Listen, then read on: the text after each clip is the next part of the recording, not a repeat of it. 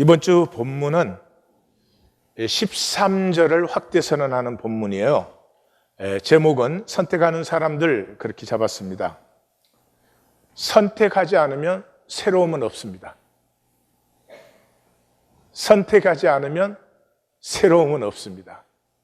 선택하기 때문에 새로워지는 것이죠. 분명히 참과 거짓이 있습니다. 분명히 빛과 어둠이 있습니다. 분명히 하나님이 계시고 마귀가 있습니다.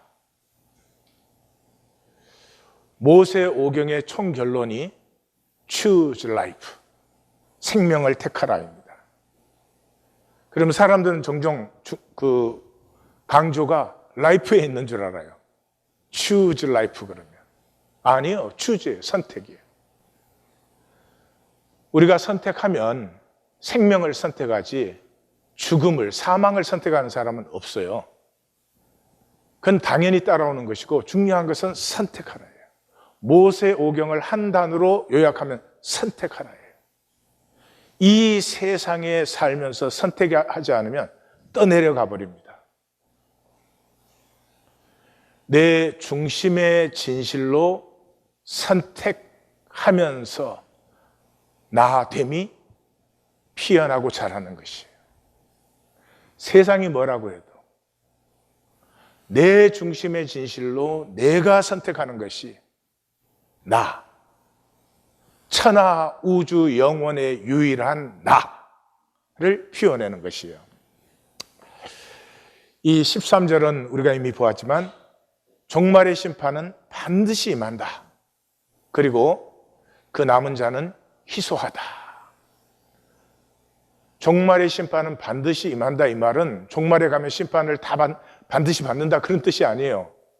지금 심판받고 있어요. 지금 하나님께 예배하는 사람이 있고요.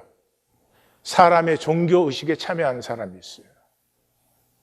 지금 하나님 하지만 단절로 자기 자신이 주인이 되어서 이 자리에 앉아 있는 사람이 있고 하나님 임재 앞에 나와버린 어찌할꼬 나는 부정한 백성 가운데 살면서 하나님을 배웠도다 하는 사람이 있어요.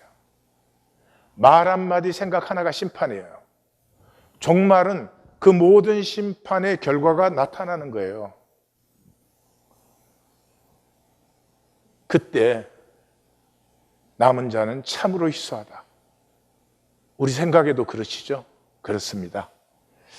14절에 무리가 바다로부터 여호와의 이름을 높이 찬양한다. 이 바다는 혼돈과 공허와 흑암의 큰 물을 얘기하죠. 사탄의 영역, 하나님의 창조 질서의 조화가 나타나지 않은 그 영역까지도 이제는 하나님에게 정복이 되어서 그 영역에도 하나님의 위엄이 나타났어요. 그래서 그 위엄을 찬양하는 무리들이 나오는 것이에요. 우리는 왜 하나님 하면서 거짓될까요? 하나님의 위엄이 나타나지 않으니까. 이것이 성경의 특징이에요. 하나님은 숨어 계신 하나님이에요. 하나님이 1초만 딱 나타나면 돼요. 딱 그냥 나 여기 있다 한마디만 하면 그 사람 거듭나요. 반드시 거듭나요. 그런데 그러면 그건 거듭남이 아니에요. 하나님이 우리와 하나 되기를 원하는데 그것은 자원함으로 나의 중심의 사랑으로 하나 되는 것이죠. 그렇기 때문에 하나님의 위엄은 심판 때까지 나타나지 않습니다. 그 보이지 않는 위엄을 고백하고 믿는 자들이 남은 자들이에요. 동방과 바다 모든 섬에서부터. 여기에 바다는 실제 바다죠. 오션. 예. 그래서 그 당시에는 바다 건너는 다 섬인 줄 알았어요.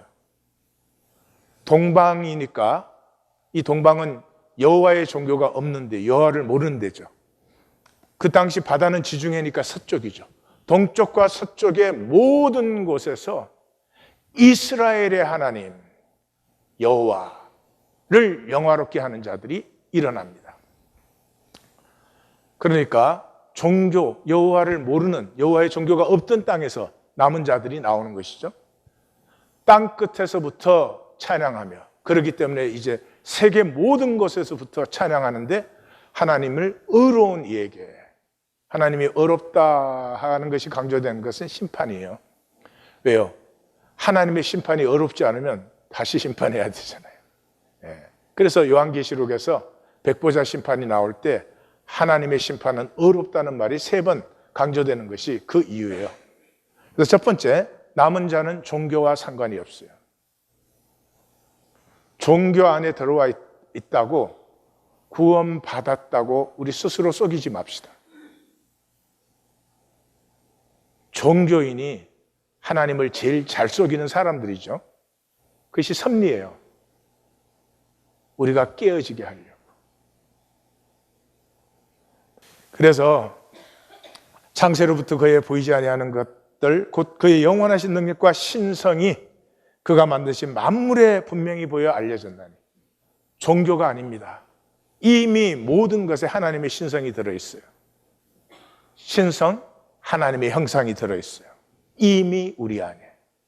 문제는 이 하나님의 형상을 피우느냐, 아니면 끝까지 하나를 그대로 피우지 않느냐, 그것뿐이죠. 땅 끝까지 위험이 현현되고 의로운 하나님의 의가 찬양을 받는다는 것은 심판이다, 제가 말씀드렸습니다. 16절 하, 그러나 선지자는 이 파멸의 멸망을 느끼기를 원해요. 나는 세자나였다, 나는 세자나였다, 내게 화가 있도다. 배신자들 크게 배신했다. 우리는 배신자라고 했지만 속아서 살았다. 속아서 완전히 속아서 살았다 라고 외치는 거예요. 이 선지자는 이미 지난주 본문 3절에서 바제지 모든 것이 공허하고 모든 것이 황무하게 된다. 왜냐하면 거짓이니까. 그리고 오늘 16절에서 바게드 이게 원어예요. 그냥 그 파멸에 무너지는 소리가, 이걸 이해하라는 게 아니고요, 그 절망의 순간이 느껴져야만 됩니다. 그리고 17절 18절에 가서는 17절에서 파헤드는 공포, 파헤트는 지옥, 파헤는 올무. 18절에서 다시 또 파헤. 이 모든 것이 뭐예요? 20절과 21절에 파케드를 위해서. 다 비슷하죠? 파케드는 포로기의 단어다. 포로로 멀리 단절되어서 떨어졌지만은 하나님께서 반드시 찾아오신다. 네, 하나님이 찾아오실 때 그때 영원한 운명이 결정돼요. 왜 포로로 보내셨어요? 돌이킴의 시간이죠. 선지자가 그렇게 외쳐도 끝까지 종교 생활했던 그 사람들이 돌이키는, 자기 성전을 무너뜨려서라도 종교 생활을 끝나게 하는데, 말라기 이후에 어떻게 됐어요? 더 강력한 종교를 만들었어요. 인간은 내 마음대로 하는 이걸 버릴 수가 없어요. 내 마음대로 믿어야 됩니다. 신앙은 그냥 하나님하고 같이 사는 거지. 근데 종교 딱 만들어서 시간과 장소를 딱 구분해서 그때 하나님을 위해서 싹 하고, 그 다음엔 내 마음대로 하는데, 그때 싹 하는 것도 내 마음대로 하는 거거든요. 17절에 테러, 스월, 트랩, upon 땅의 주민들. 그게 원어예요. 우리는 이렇게 서술어로 번역을 해놔가지고 정말 그 느껴지지 않는데, 선지자는 파헤 upon you 그렇게 외치는 것이죠. 그리고 18절 가서 또 그렇게 3번 외치는 거예요. 그래서 그 공포 때문에 도망하는 자는 지옥에 떨어지고, 지옥에서 올라오려고 하는 자는 올무에 잡히고, 이미 하늘 문이 열리고 땅의 기초가 흔들렸다, 진동하고 있다. 땅의 기초가 흔들리니까 땅에 삶이 다 부서져 내리는 것이죠. 이미 지난주 본문에서 그 바제지 하는 것을 우리는 보았습니다. 19절에 그래서 땅이 깨지고 갈라지고 흔들리고 뭘 설명하는 것 같지 않죠? 하나님의 가슴 좀 느껴라. 느껴다오 이 백성아. 선지자가 벌거벗은 몸으로 말씀을 선포하는데도 그것 때문에 믿을 수 없는 구원이 나타나는데도 이 현상에 중독된 사람들은 그 길을 떠날 수가 없습니다. 땅이 취한 자같이 비틀비틀하고 원두막같이 흔들리고 그 위에 대부분의 번역들이 그 위에 그래서 이게 땅을 받는 걸로 했는데 아니에요. 16절에 땅의 주민을 받는 것이죠. 예, 15절에 나는 세자나였고 그 나를 받는 것이죠. 그래서 남은 자는 복수로 나와요. 그런데 이 멸망하는 땅의 사람들은 전부가 단수로 나옵니다. 단수로 나온다는 말은 사탄의 욕심과 지혜를 받아가지고, 받은 것도 아니죠. 그걸로 세례를 받아가지고 자신이 상실된 사람들이에요. 그냥 하여튼 돈 많이 벌어야 돼. 그냥 남보다 잘나야 돼. 남보다 못나서는 안 돼. 절대로 경쟁해서 져서는 안 돼. 그러는데 왜 그렇게 살아? 그게 너의 목적이야? 그럼 그건 모르겠어요. 이걸 심리학에서는 이고 메스라고 합니다. 이고의 덩어리가 된 거죠. 나가 없어요. 이 세상의 이고 덩어리에 이게 이 반죽에 하나 이렇게 붙어 있는 것이지 자기됨이 없는 사람이요. 자신을 상실한. 심리학에서는 이제 이 이고메스가 제일 강한 데가 가족이죠. 그 가정에 딱 태어나면 뭐 가정이 잘못이다 그런 게 아니에요. 그렇게 삶이 자라나는 거예요. 가정에 딱 태어나면 어떻게 해? 그 아이는 그 가정의 가치관, 그 가정의 삶, 그 가정의 뭐 목적, 그 가정이 좋다고 하는 거, 안 좋다고 하는 거, 그런 걸로 세례를 받아요. 세례를 받으면 이 아이는 그 가족의 도구예요. 뭔가 자랑거리가 되어야 되고 가족의 자존심이 되어줘야 돼. 네. 아, 나는 뭐 좋은 학교를 갔다. 나 이렇게 돈을 잘 버는 사람이다. 뭐 그렇게 돼야 돼. 그래서 나됨이 없기 때문에 역할을 해요, 역할을. 영웅의 역할을 하는 사람이 있어요. 저는 늦게 나온 막내여서 영웅의 역할을 감당했어요. 보니까 형이랑 누나들이 시원찮아. 내가 이 가문을 세워야 된다. 예, 그런가 하면은 많은 유형이 아들들 가운데는 대리 배우자. 이렇게 아빠들이 엄마를 사랑할 줄을 몰라요. 그냥 살림하는 건 줄 알아요. 그러니까 엄마는 무언가 사랑의 대상이 필요하니까 아들을 사랑의 대상으로 받아가지고 아빠하고 할 얘기를 아들하고 하고 아들한테 신세타령 뭐 하여튼 뭐 딸이 될 수도 있어요. 딸이 될 수도 있다. 딸이 이 배우자 역할을 해줄 수도 있어요. 그런가 하면 희생양, 스케이트고트이 있어요. 예, 제가 자라난 가정에서는 우리 작은 형이 스케이트고트였어요. 하여튼 무슨 일이 일어나도 잘못되면 걸로 손가락질이 가. 또 희한하게 걔가 연결돼 있어.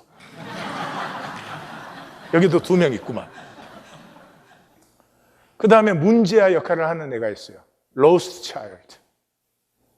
얘는 자기 역할을 찾지를 못해요. 가정에서도 못 찾아, 그런 애는 학교에서도 못 찾아, 사회에서도 못 찾아.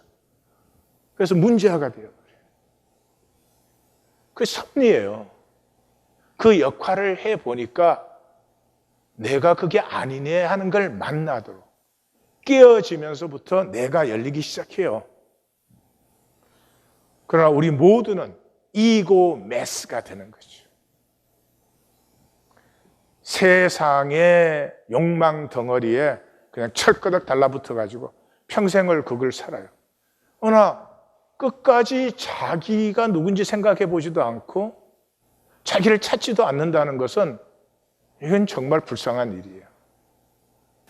그래서 예수님 그랬잖아요. 너희는 너희 아비 마귀에게서 났으니 너희 아비의 욕심대로 너희도 행하고자 하느니라. 마귀 그러니까 굉장히 기분 나쁘시죠? 아니에요. 예수님에 의하면 이 세상은 마귀가 다스리잖아요. 그러니까 너희는 세상에 태어나서 세상 욕심 따라 산다 그 말이에요.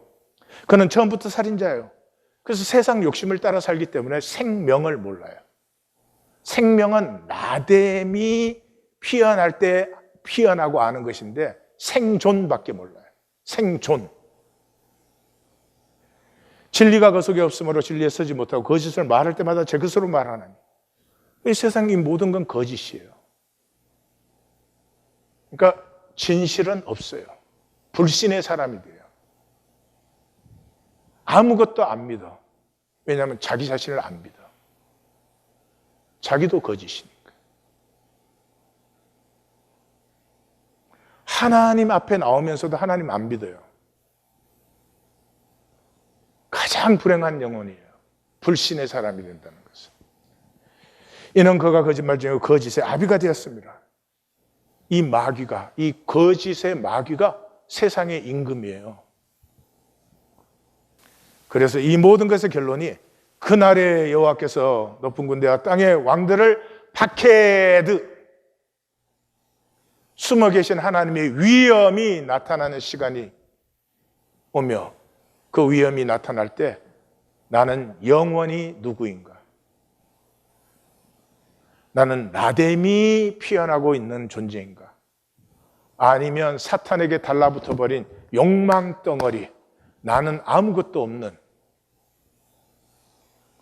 그 시간까지 앞에 먼저 가신 분들은 전부 옥에 모이고 갇힌 것 같이. 그러나 그날 후에 박해드 우리 모두가 하나님의 임하심을 만난다. 그러니까 모든 삶은 다 종말적이에요. 예수님이 2만 년 후에 온다고 해도 그건 우리의 시간이고 모든 문명, 모든 사람은 자기의 생애가 딱 끝나서 잠들었어요. 눈 딱 뜰 때가 주님이 오시는 때예요. 재림 때예요. 그래서 모든 삶은 종말적이에요. 착각하지 마십시오. 아직 몇천 년이 남았으니까 몇천 년은 그 현상의 시간, 현상은 일루전이에요. 그래서 이 23장에서 27장은 우리에게 전환을 요구하고 있어요. 종교인에서 나의 나됨으로. 사도 바울이 종교의 의로는 흠이 없는 사람이었어요. 왜? 이고메스. 막 그 열심이고 막 그 의를 세워가지고 그 안에서 자기가 뭔가 이렇게 좀 성공하고 뚜렷해지고 싶었어요. 그게 자기 욕망이 아니었어요. 주어진 욕망이었어요. 자기는 이고메스의 그 덩어리의 한 파트였어요. 그래서 예수를 만나고 나서 보니까 다 배설물이었다. 이익으로 보이던 것이 다 내게 손해였다. 이제 예수 안에서 나는 나의 나됨을 By the grace of God, I am who I am. 나됨을 찾았다. 그 나됨은 뭐예요? 내 안에 있는 하나님의 형상이 피어나는 것이죠. 그래서 구원은 나됨이에요. 하나님이 창조한 내가 되는 것이죠. 내 안에 있는 하나님의 형상이 현현되어요. 꽃이 다르듯이 우리 모두 각각 자기의 유일성으로 현현되어요. 생명의 복과 기쁨은 현현이에요. 생명은 아름답고 신비한 것이거든요. 현상에 사는 것, 생존과 달라요. 현상의 생존은 더럽고 거짓되고 추한 것들 자꾸 드러내니까 가리려고 하지만 생명은 추함이 없어요. 아름답고 신비해요. 생명이 현현될 때 우리는 한없이 행복해요. 생명이 현현되면 자기가 가지나요? 아니죠. 모두가 그 열매를 나누어 받죠. 그 사람은 만유의 열매를 또 자기가 받죠. 예. 이게 지고의 복이에요. 그렇게 생명이 현현되려면 간단하죠. 내 안에 있는 하나님의 형상이 열리고 피어나기만 하면 돼요. 내가 만드는 게 아니에요. 하나님의 형상이 피어나기만 하면 돼요. 나는 누리기만 하면 돼요. 그러니까 하나님의 나가 되는 것이 구원이고, 나면 구원받는 거예요. 이걸 심리학에서는 인디비주에이션, 개체화라고 해요. 개체화되는 것이죠. 우리는 다 유일해요. 우리 중에 같은 사람이 없어. 쌍둥이로 태어나도 같을 수는 없어요. 유일성이에요. 유일하면 비교할 수가 없잖아요. 영원한 빅뱅이 일어나는 거예요. 빅뱅이 뭐예요? 바늘것보다 작은 데서 이 우주가 피어났고 지금도 확장되고 있잖아요. 그러면 이 바늘것이 물질일 수 없죠. 물질이 어떻게 무한 확장돼요? 이 바늘것은 생명이었죠. 생명은 무한 현현시켜도 무한 현현이 또 남아있다고. 그래서 본토 친척 아비의 집을 떠나는 거예요. 이고 메스의 본거지를 그 섭리, 거기서 자라나는 거예요. 거기에서 이고 메스가 돼야 돼요. 거기에 열심으로 사는 거예요. 근데 그렇게 열심으로 살아볼수록 허무해지는, 더 거짓이 되어가는 나를 만나면 깨어지는 거죠. 본토 친척 아비의 집을 떠나면서부터 나의 길이 출발되죠. 그 길은 내가 결정하지 않아요. 하나님의 경륜이 인도하시는 길이에요. 그런데 이 분화되지 않고 이 이고 메스 덩어리로 있는 사람은 그냥 세상에 좋다는 건 내가 다 가져야 돼. 안 좋다는 건 나하고 하나도 연결시키면 안 돼. 이런 거짓 하나님 가치를 그냥 몸부림을 치는 거예요. 근데 사실은 나는 없잖아요. 나됨을 알지도 못하잖아요. 그러니까 중심이 텅 비어 있으니까 이게 텅 빈 무저경이에요. 욕심덩어리, 욕심덩어리. 이게 텅 비었기 때문에 시큐리티밖에 몰라요. 내 것 없어질까? 내 것 흔들릴까? 내 것 못 지킬까? 내가 아플까? 내 세계가 깨어질까? 생명이 열리는 모든 것이 다 두려워요. 그래서 영원히 하늘 그대로예요. 이게 가장 처참한 비극이에요. 생명이 있는데 현현시킬 수가 없어.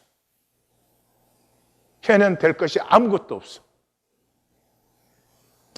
그러므로 열쇠는 이미 내 안에 있는 신성을 여느냐, 계속 껍질로 가리고 닫느냐 하는 것밖에 없어요. 구원은 종교가 줄 수 없어요. 하나님도 주실 수가 없어요. 목회자가 주는 것도 아니에요. 자기가 받는 것이에요. 하나님과 관계에 들어가는 것을 구원이라고 해요. 하나님과 관계에 들어가면 종교행위 하는 게 아니에요.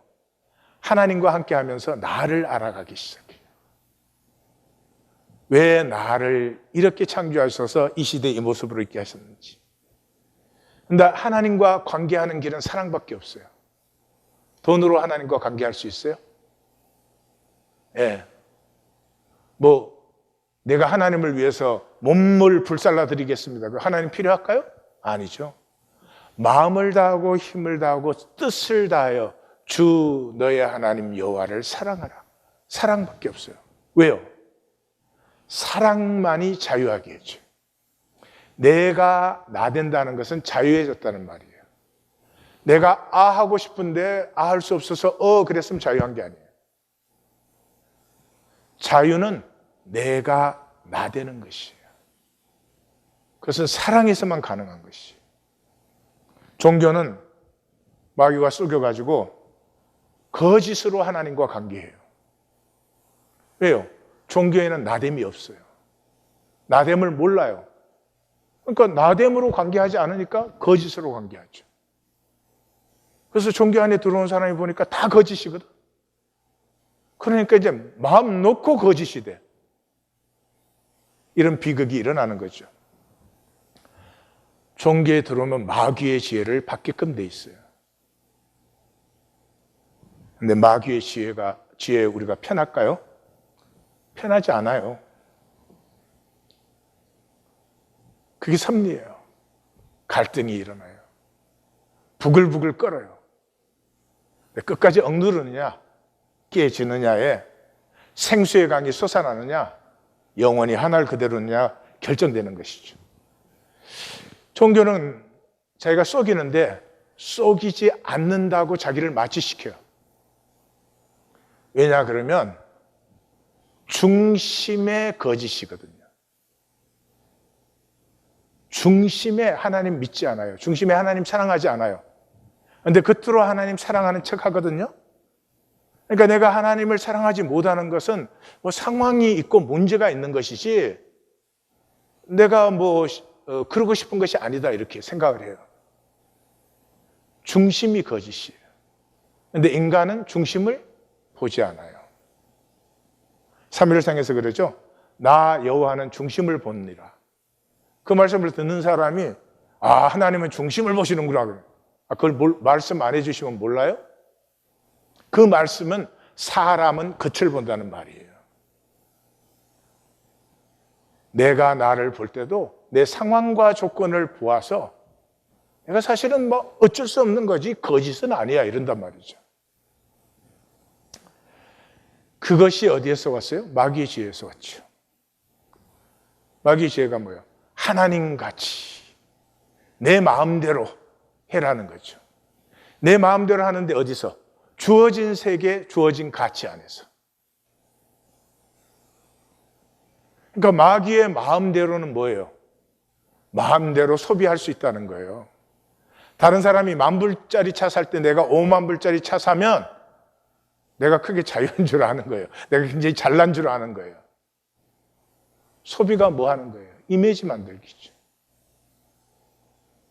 이 세상 사람들 불쌍해요. 핸드백 비싼 거 들고 다니면 자기가 비싼 사람이 된 줄 알아요. 하나님의 지혜는 아주 간단합니다. 생존은 하나님의 영역이에요. 하나님이 나를 창조하셨잖아요. 내가 감기 안 들고 싶다. 감기 안 들어요?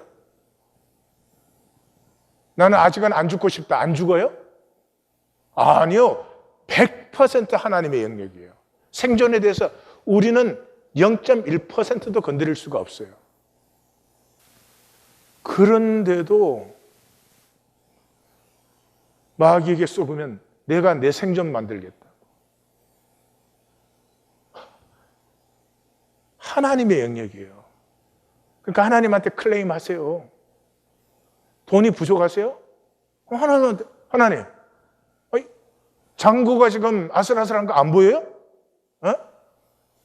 이거 하나님이 책임지실 분이 아니에요? 이거 이번에 좀 참겠는데 오늘 저녁 내로 많이 넣을 건 없고 한 100만 불만 넣으셔. 그리고 누리시면 돼요. 웃어요? 그 배짱이 있는 사람은 하나님이 그렇게 감당하시는 거예요. 자기가 책임을 지고 우들우들 떨어대니까 난리지. 그리고 머리 들고 거짓 쓰고. 우리의 일은 경륜을 신뢰하는 것이에요. 하나님이 나를 이 땅에 이 시간에 이런 모습으로 보냈을 때 분명히 하나님의 뜻과 길이 있다. 그 길을 찾고 그 길을 가면서 내가 피어난 건 나의 일이지만 생존은 나의 일이야. 절대로 쏟지 마세요. 그렇게 해서 내 길을 갈 때 나됨이 피어나야 하나됨이 이루어져요. 나됨이 피어난 남편은 아내에게 복이 되어요. 아내가 아내일 수 있고 아내를 즐겨주기 때문이에요. 근데 그 경륜을 모르고 서로 잘해준다고 부부가 하나 되지 않아요. 잘해준 것 때문에 또 싸운다니까. 나됨이 피어나면 하나됨이 이루어지면서 형통을 누려요. 그런데 나대면 신경도 안 쓰고 그저 자기가 그냥 무엇을 먹을까 마실까 입을까 자기가 다 만들어내려고 잘 됩니까? 그래서 종교인, 속은 종교인 16절에 속았다, 속아서 살았다, 완전히 속아서 살았다, 속았다, 속아서 살았다. 종교인들은 다 속아 있어요. 대표적인 게 11조 아니에요. 11조를 많은 분들이 빼앗깁니다. 11조를 드리지를 못해요. 왜요? 11조 하면서 감사연보는 거의 안 해요. 왜요? 11조는 이거 드리고 싶지 않은데 드릴 수밖에 없다 이렇게 생각을 해요. 왜 그런지 난 그건 또 모르겠어. 그래가지고 11조가 맥시멈 한 개야. 더 이상 빼앗기고 싶지 않아. 그러니 빼앗기는 11조가 복이 되겠어요? 또 11조를 함으로 안 해요. 11조가 아닌 것을 11조라고 정해갖고 그러니까 이 종교인처럼 어리석은 사람들이 어디에 있을까요? 아니 하나님 속일 수 있어요? 근데 종교인은 하나님을 속인다고 생각을 해요. 이게 다 종교가 버려놓은 신념들이에요. 11조는 종교에 바치는 게 아니에요. 근데 종교가 거짓말 했잖아요. 바쳐라 바쳐라 바치면 복 받는다 이렇게. 유치한 거짓말. 그 종교도 책임이 있지만 그 말을 믿은 성도도 더 책임이 있어. 얼마나 유치해요. 11조 받지만 하나님은 복 줘. 그런 유치한 하나님을 우리가 믿어야 되겠어요? 11조는 영적 가족을 세우는 것이에요. 물질이 안 나누어지는 가족이 있어요? 절대로 가족이 아니지. 이 현상 세계에서는 가족이 되는 길은 물질이 나누어지는 것밖에 없어요. 물질을 나누는 게 왜 중요해요? 세상 속에 살지만 생명 세계를 가꾸는 영적 가족을 세우는 거예요. 영적 가족이 세워지기 시작하면서부터 비로소 하나님은 실제가 되세요. 하나님 숨어 계신다 그랬죠. 두세 사람이 임재 안에 모인 곳에 하나님의 실제를 느끼기 시작해요. 그러면 복이 된 거예요. 저절로 가슴이 하나님을 따르기 시작하고 하나님을 경외하기 시작하고 보여요. 하나님이 내게 복을 주시지 않은 것이 아니라 내가 잘못 살았고 내가 이때까지 복을 막았구나가 그냥 보여요. 그리고 하나님과 관계 속에 들어가요. 하나님과 관계 속에 들어가면 하나님이 덕을 보겠어요? 우리가 덕을 보겠어요? 이 종교인들은 어쩌자고 딱 단절시켜 놓고 하나님 복을 받겠다고 그러니 우리보다 하나님이 더 안타까우실 거예요. 사도 바울은 이렇게 말해요. 종교인에 대해서. 그들이 하나님께 열심히 있으나 올바른 지식을 따른 것이 아니니라. 하나님의 의를 모르고 자기 의를 세우려고 힘써 하나님의 의에 복종하지 아니하였느니라. 이 이상 어떻게 표현할 수 있어요? 하나님의 종교에는 정말 하나님에 대해서 열심히 있는데 힘써 불순종이에요. 힘써 불순종이에요. 왜? 종교는 하나님과 자기가 단절된 관계에서 하나님을 섬기니 예배하니 뭐 기도하니 이러는 데니까. 톨스토이의 MT 주럼이라고 하는 작품이에요. 아마 제 생각에 톨스토이 작품 중에 제일 짧고 간단하고 쉬우면서도 제일 오해된 작품인 것 같아요. 근데 에밀리안이라는 가난한 노총각이 하루는 이제 개구리를 구해주고 나니까 뒤에서 아름다운 여인이 나타나서 가난하고 노총각이고 장가도 못 가는데 저하고 결혼해 주세요. 그래가지고 이제 그 아름다운 아내와 도시 변두리로 가서 사는데 임금님의 행차가 왔어요. 임금님의 행차가 와서 임금님이 에밀리안의 아내를 보고 반한 거예요. 그래서 왕비가 될 생각이 없어. 그러니까 아니요, 저는 충분히 만족하고 있습니다. 그러니까 돌아와서 이제 아내 빼앗을 궁리를 하는 거예요. 그래서 신하들에게 방도를 내리니까 신하들이 그랬어요. 궁중 하인으로 불러들여가지고 무리를 시켜서 혹사를 시켜서 죽여버리고 그 다음에 이제 그 아내와 결혼하시면 됩니다. 그러니까 이제 불러들여가지고 2인분 일을 줘도 뚝딱 해내. 4인분 일을 줘도 뚝딱 해내. 예, 뭐 그보다 더 많이 줘도 뚝딱 해내. 그래서 이제 2주가 지났는데 임금님이 너무 화가 난 거예요. 그래서 그랬더니 그 신하 중에 똑똑한 사람이 하나, 이제 그러지 말고 어명으로 절대 할 수 없는 일을 내리십시오. 그래서 못하면 어명을 어겼으니까 사형시키면 됩니다. 그래서 처음에는 이제 큰 성당을 하루 만에 지어라 그랬어요. 근데 그냥 그 아내가 뭐 걱정하지 말아요, 여보. 그래가지고 오늘 맛있게 드시고 푹 주무시고 내일 아침에 가세요. 갔더니 뭐 그 성당이 하나 탁 지어져 있어요. 그러니까 왕이 이번에는 이 궁궐을 지나는 큰 강을 파라 그랬어요. 하루 만에. 그랬는데 여보 우리는 이제 끝났다. 그러니까 아니 걱정하실 거 없어요. 이게 맛있게 드시고 푹 주무시고 내일 아침에 가시면 돼요. 그 강이 또 탁 파져 있어요. 그러니까 이 임금님이 봐라. 이 모든 일을 다 하지 않느냐. 그러니까 똑똑한 신하 하나가 이번에는 어명을 내리시되 알 수 없는 곳으로 가서 알 수 없는 것을 가지고 오라고 하십시오. 그러면 어디로 갔든지 그게 아니야 그러면 되고, 뭘 갖고 왔든지 그게 아니야 그러면 죽일 수가 있습니다. 그러니까 아유 그거 참 훌륭하다. 그래서 이제 아내에게 가서 여보 이번에야말로 우리가 피할 길이 없어. 그러니까 그 아내가 내가 추를 하나 줄 테니까 그걸 가지고 그 병사의 할머니에게로 가세요. 그리고 그 할머니를 만나면 할머니가 시키는 대로, 추를 보여주면 내 남편인 줄 알 테니까 할머니가 시키는 대로 하면 됩니다. 어떻게 된지 직접 들어요. 예멜리야는 여행길에 올랐다. 얼마쯤 걸어가니 병정들이 훈련을 하고 있었다. 예멜리야는 그들이 훈련을 마치고 휴식하는 틈을 타서 물어보았다. 여보세요? 알 수 없는 곳을 가려고 하는데 어디로 가야 합니까? 병정들은 그 말을 듣자 어리둥절하면서 물어보았다. 아니 누구에게 그 일을 부탁받았소? 예밀리안이 대답했다. 임금님에게서. 사실은 우리들도 군병이 된 날부터 지금까지 알 수 없는 곳으로 행진하고 있습니다. 그러므로 우리들도 가르쳐 줄 수 없습니다. 예멜리야는 잠시 병정들과 휴식을 취하고 다시 길을 떠났다. 얼마를 걸어서 간신히 울창한 숲에 당도했다. 숲속에는 작은 움막이 있었는데 그 움막에는 병사의 어머니, 즉 늙은 할머니께서 울면서 배를 짜고 있었다. 그 할머니는 배를 짜면서 손끝에 침을 적셔야 하는데 눈물로 적시고 있었다.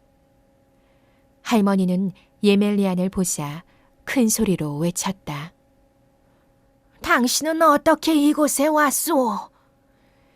예멜리안은 할머니에게 추를 내보이고 자기 아내가 이곳으로 보낸 사유를 말했다. 그러자 할머니는 마음이 밝아져서 여러 가지를 묻기 시작했다. 예멜리야는 지금까지 일어난 일들을 전부 이야기했다.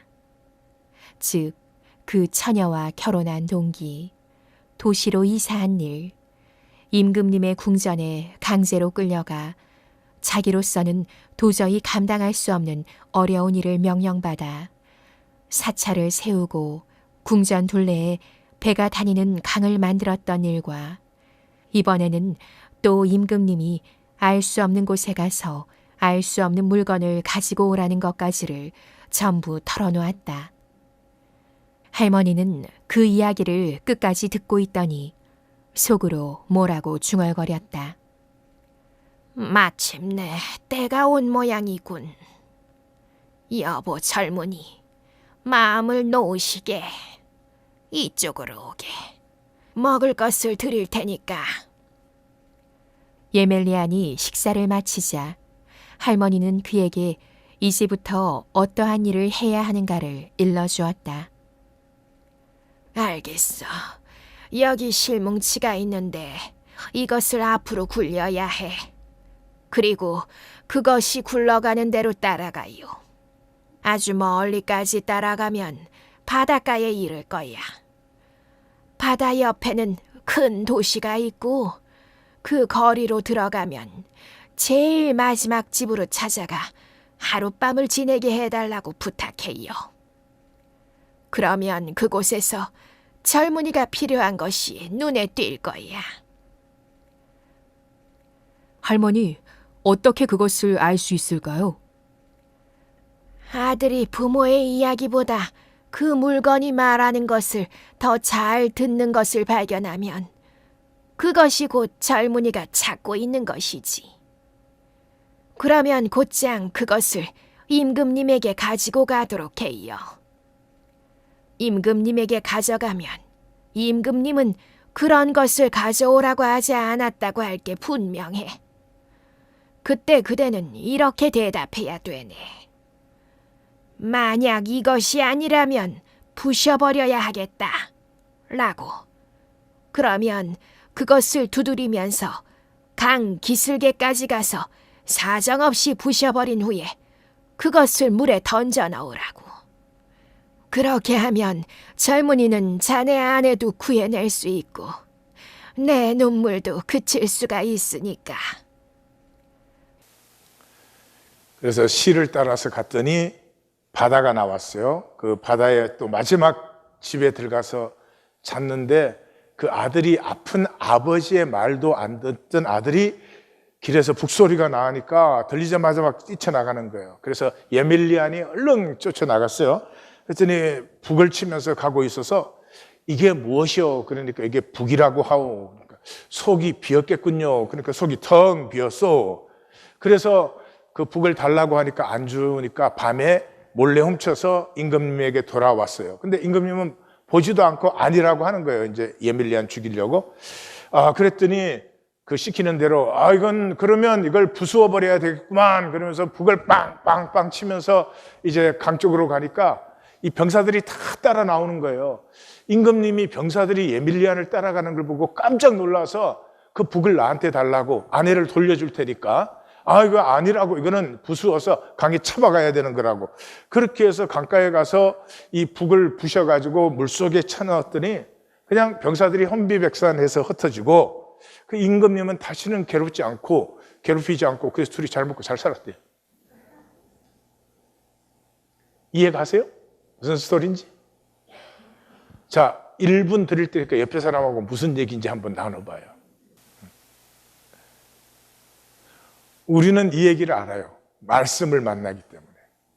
내 얘기 제대로 해석한 거 한번 나가서 자료 찾아보세요. 거의 없어요. 하여튼 뭐 한국 번역은 신비한 북소리 그렇게 번역을 해놨으니까. 북소리는 왕의 권세의 뿌리예요. 북소리가 둥둥둥 나면 병사를 소집하고 또 소집된 병사를 움직이는 것도 북소리로 둥둥둥 했어요. 이 조직과 체계의 뿌리가 되는 것이죠. 그리고 그 눈물로 시를 짰잖아요. 그러니까 그 왕의 권세 아래서 삶은 눈물이 된 거예요. 눈물이 되어서 이 눈물로 짠 시리 바다까지 가. 그러니까 눈물이 바다가 될 만큼 악한 것이죠. 근데 그것이 이제 바다까지 가니까 바다는 땅의 끝이죠. 땅 끝까지. 그래서 이제 때가 되었다 그러죠. 근데 이 아픈 부모의 말조차 안 듣는 아들이 북소리를 들어요. 아무리 흉악한 죄인 악인이 아무 말도 안 들어도 세상 말은 들어요. 들을 수밖에 없게 강제되어 있죠. 그리고 그 아내는 하나님의 경륜이에요. 이 복된 삶의 동반자예요. 그래서 이 스토리에는 어려운 일이 있을 때마다 아내가 항상 그래요. 잘 드시고 잘 주무시고 내일 아침에 일어나세요. 하나님의 경륜 안에 있는 사람은 그냥 잘 먹고 잘 자요. 왜냐 그러면 내가 하나님의 경륜과 함께 하는 것이니까. 하나님의 경륜을 사는 사람은 아무리 어려운 일이 오고 아무리 난제가 와도 알아요. 이것을 넘어선다는 것을. 넘어서지 못하면 하나님의 경륜이 실패하는 건데 그런 일은 있을 수가 없죠. 추는 뭐예요? 진리의 기준이죠. 이 세상의 모든 것은 거짓으로 되어 있어요. 진리가 없어요. 근데 추는 항상 진리잖아요. 그래서 알 수 없는 곳에 알 수 없는 것은 뭐예요? 세상의 삶이에요. 세상 임금이 명한 삶이에요. 막 태어나면 그때부터 남한테 눈꽃만큼도 져서는 안 되고 잘나야 되고 막 훌륭해져야 되고 막 뛰어나야 되고 뭐 많이 가져야 되고 있어야 되고 난리가 나는데 왜요? 그러면 할 말이 없어. 왜 그렇게 많이 가져야 되는 거예요? 왜 그렇게 꼭 잘나야 되는 거예요? 그러면 할 말이 없지 뭐. 내가 왜 사는지, 내가 왜 이렇게 몸부림치듯이 사는지를 몰라요. 이게 나됨이 없는 삶이에요. 어느 북소리에 삶의 발걸음을 맞추고 계세요. 교회 다니시면서 하나님을 부르면서 어느 북소리에 내 삶의 발걸음을 맞추고 계세요. 오늘은 결단하십시다. 우리 순모임에서 결단하십시다. 회색지대는 없어요, 성경에는. 예. 종교인은 이렇게 말해요. 나는 뭐 의인은 아니지만 내가 그렇게 악인은 아니다 이래요. 그럼 뭐예요 도대체? 예? 나는 뭐 그렇게 진실되지는 않지만 그렇다고 뭐 그렇게 거짓되지도 않는다. 그건 또 뭐예요 또? 그건 우리 허상이 만들어낸 회색지대예요. 그런 거 성경에는 없어요. 성경은 의인 아니면 악인이에요. 분명하게 선택하셔야 됩니다. 나는 어느 쪽이 될 것인지. 예수님의 복음의 제일 마지막 절이 뭐예요? 26장부터는 십자가의 사건이에요. 복음의 제일 마지막 절이 뭐예요? 악인들은 영 벌에, 의인들은 영생. 영 벌인지 영생인지 둘 중에 하나예요. 나는 뭐 영생까지는 안 돼도 뭐 내가 영벌 받을 것 같지는 않아. 계시록의 7교회 중에 마지막 교회에 하는 말씀이 뭐예요? 차든지 뜨겁든지 하라. 내가 차지도 않고 뜨겁지도 아니하여서 너무 느끼해서 내가 토하여 낼 수밖에 없다. 종교인은 거짓의 사람들이에요. 예수님은 위선자라고 말했죠. 임재를 거부해요. 하나님 임재 안에서는 진실될 수밖에 없으니까. 나를 딱 단절시켜 놓고 종교 행위를 하는 거예요. 자기 직면을 피해요. 아프니까. 그리고 다 탓으로 넘겨요. 다른 사람과 상황의 탓으로. 스카페게의 글을 한 번 더 나눕니다. 악한 사람들의 핵심적인 결함은 죄에 있는 것이 아니라 죄를 인정하는 것을 거부하는 마음에 있다. 악한 사람들은 투사와 희생양 찾기, 책임 전가를 통하여 자신들의 고통을 남에게 떠넘김으로 스스로 죄책감의 고통을 깨끗이 거부한다. 죄책감은 자신의 죄를 일깨워주는 고통스러운 인식인 까닭에서이다. 또한 결코 선택하지 않아요. 이사야 1장을 시작할 때 이 말씀을 과연 우리가 지나갈 수 있을까 그랬는데 25장까지 왔습니다. 말씀은 달라도 한 가지죠. 선지서는 돌이키라는 것이. 우리는 아무리 들어도 끄떡없습니다. 절대로 돌이키지 않습니다. 머리로 슈 이해해가지고 휙 던져놓으면 그만이죠. 말씀을 결코 만나지 않는 사람들. 제가 두렵습니다. 제가 두렵습니다. 다 압니다. 심판이 있는 걸 모르는 사람이 누가 있습니까? 안 믿어도 아는 것입니다. 한 생애를 살고 나면 어떤 결과가 나올 거 아니겠어요? 교리로 자기를 딱 마취시켜가지고 구원의 확신 뭐 이런. 악인의 주요 특징은 그들이 선택의 갈림길에서 될 때에도 깨어나서 바라보지 않는 것이다. 인생이 자신에게 질문을 던져와도 그것을 알아차리기를 피한다. 결국 잘못된 길에 들어서 있다는 사실조차 인정하기 어려워지고 맨 처음 잘못 들어섰던 지점으로 되돌아가야 함을 인정하기 어려워서 잘못된 자리를 거지로 정당화하는데 모든 것을 다한다. 진실로 하나님을 믿으시렵니까? 우리 하나님은 숨어 계시고 천천히 흐르는 실로아의 물입니다.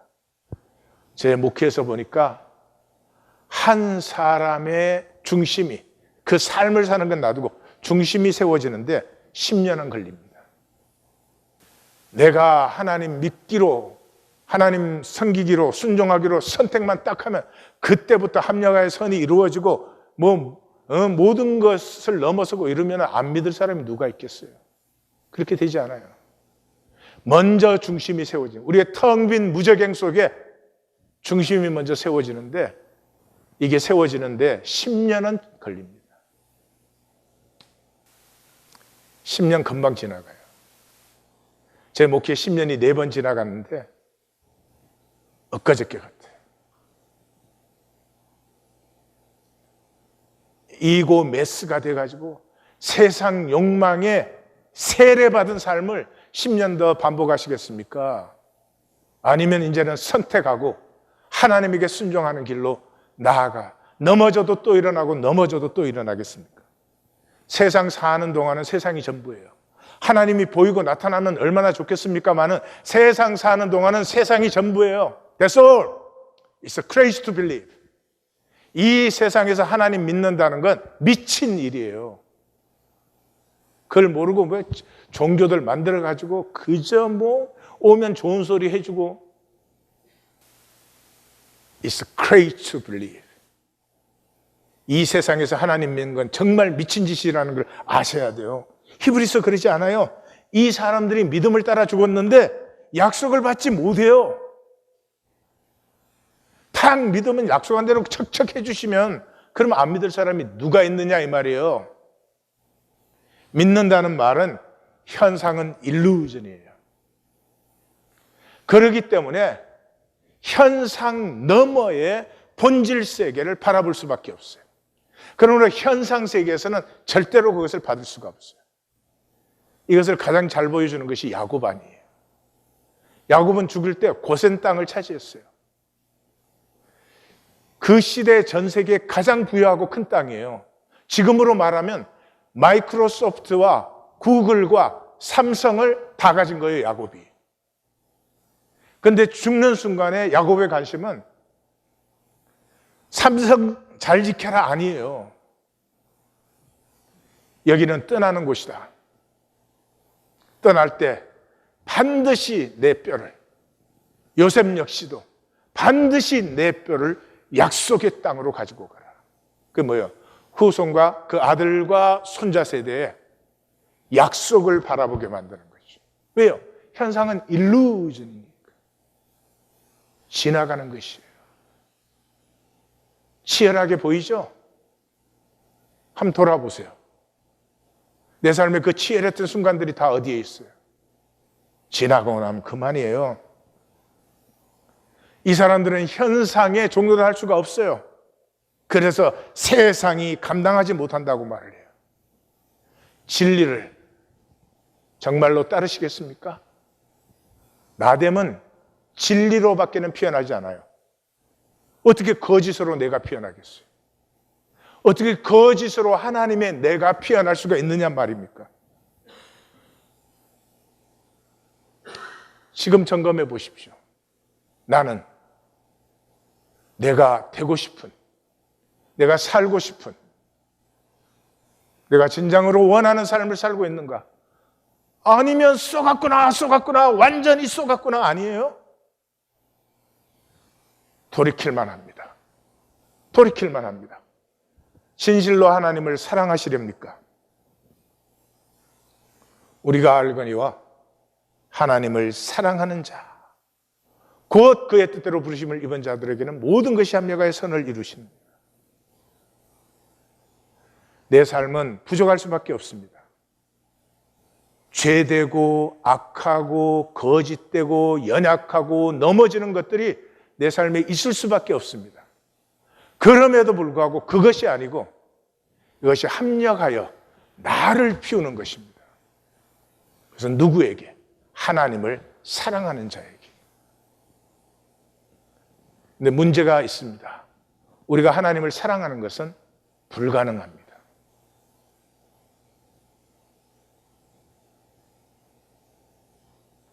저는 예수 처음 믿고 왜 이렇게 하나님을 내가 사랑하지 못하고 겉으로는 사랑하는 척하지만 내 이기와 욕망에 이렇게 사로잡힐까?